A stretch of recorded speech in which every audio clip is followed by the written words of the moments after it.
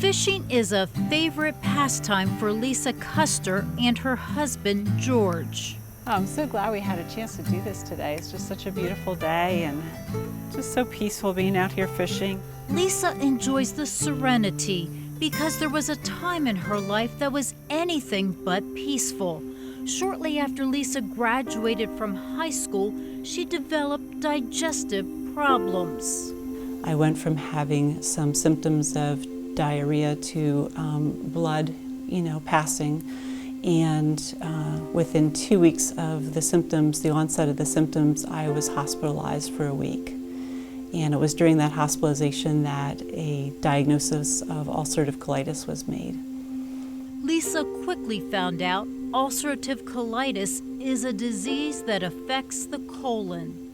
So it's this inflammatory process that causes this destruction of the intestines. And the problem is we don't know what causes it, and we don't really have a medical cure for it. It was pretty significant apparently when they did some testing. There was ulcers pretty much all throughout my entire colon. Doctors initially treated her with steroids. Lisa's body healed, but for the next 6 years, ulcerative colitis took Lisa on a never-ending roller coaster ride. So there would be periods of time when I did not have any symptoms, and then there would be a flare. My thought about her disease was, well, it's something that happens. She has flare-ups, she takes her medication, and eventually she gets better, and then she just, has a relatively normal life until the next flare-up. Usually at least once a year I would be hospitalized because the flare became so significant that I couldn't maintain myself without the intervention of hospitalization. So patients with this problem lose blood, lose protein, don't absorb their nutrients, lose weight, have a lot of bowel cramping, a lot of pain in their abdomen, will go to the bathroom frequently.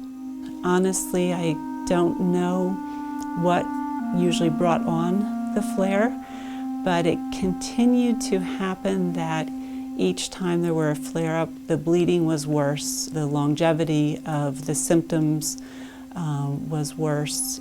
The next significant flare happened while Lisa was planning her wedding. I started having symptoms again in February before we got married, but the symptoms were manageable yet at that point.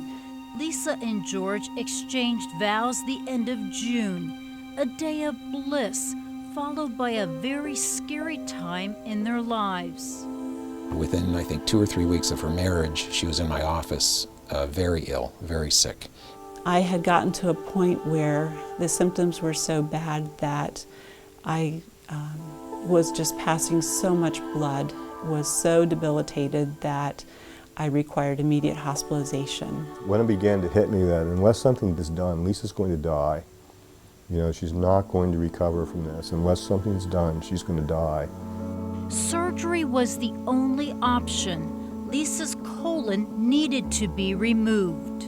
The preferred operation for these patients is to reconstruct a new colon of sorts out of the healthy remaining intestine and connecting it to one's backside so that they can still go to the bathroom normally. It was frightening, but I was at a point where I was ready because I knew I couldn't live much longer the way I was. It was, a very scary moment when she was being wheeled to the operating room the first time.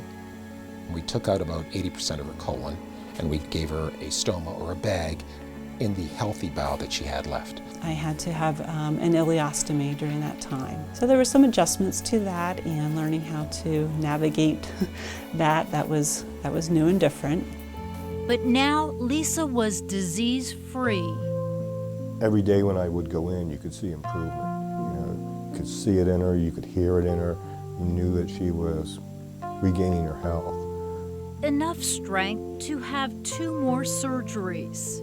Then you take the remaining healthy bowel and you use it in a way so as to create a new reservoir, a new pouch. So you take the healthy bowel, which is now a tube, and you fold it over on itself and you cut it and stitch it together so as to make what I say is sort of like a wine flask. The third surgery is very straightforward. It's a small surgery, it takes about 30 minutes, and all we do is we make a little cut at the site of where the stoma is, where the bag is, and we stitch the bowel back together. A 7-month process that saved Lisa's life. Now this is all a distant memory for her. Most of the time, I don't even realize that I ever had ulcerative colitis or all those surgeries. She's has had and is having an incredible life since that time. I feel normal, I feel healthy, I'm able to be active and just go about life. And for the most part, it's not even something I think about.